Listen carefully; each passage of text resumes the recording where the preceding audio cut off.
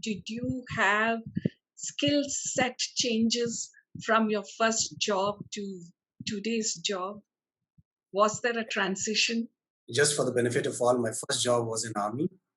So the entry was based on a set of 21 tests, and then you are selected there. Very different skill sets required in armed forces. When I moved to my second job was as a school psychologist. So as you can see, a range of skill set required there.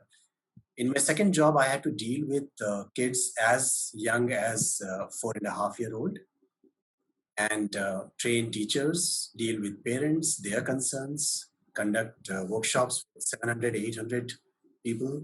So very different skill sets required. I used to be a much process-oriented guy when I was in Army, but here it required a lot of flexibility. So I had to adapt to a new environment and learn those things. Then I worked with NGOs. NGOs also has a very different kind of setup. So a different skills required there. Dealing with them was very different. Then I was going into a corporate job, and this was by an accident.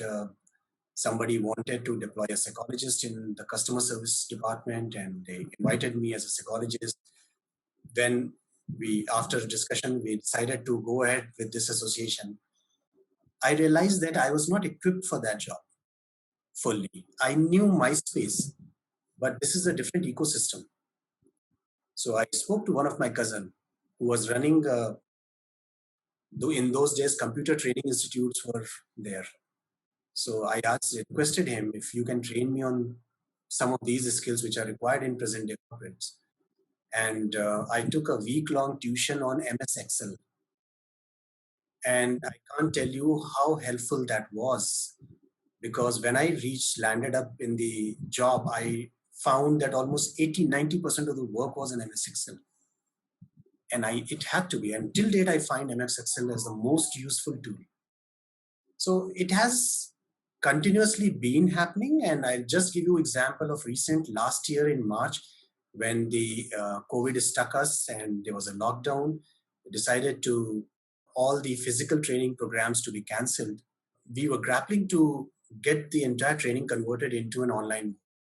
And me and my colleagues, we went across, we explored the external world and found whichever workshops which can teach us how to facilitate on the online media. And we got ourselves enrolled. I did that 3-week course to learn a new skill.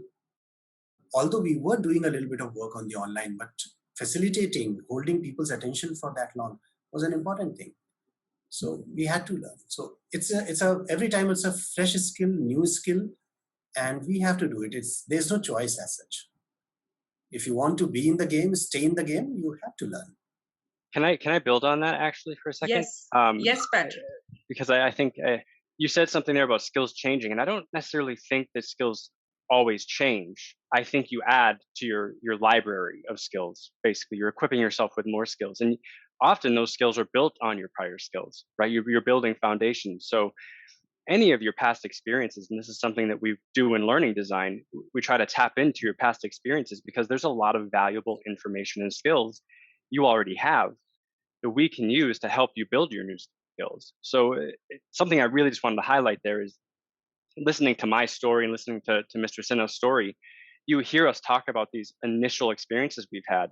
But if you really listen to the story, those later experiences only exist because of those initial experiences. So everything that led up to that point was critical. When I look back into my profession, I started off to become a chemist, but here I am doing something completely different. And in between, I had the opportunity to do something called psychometric test. I hadn't heard of this term till 8 years ago, and I never knew that there could be some test to tell me what are my strengths and what are my weaknesses, and what is the pathway, the skill set pathway that I could take.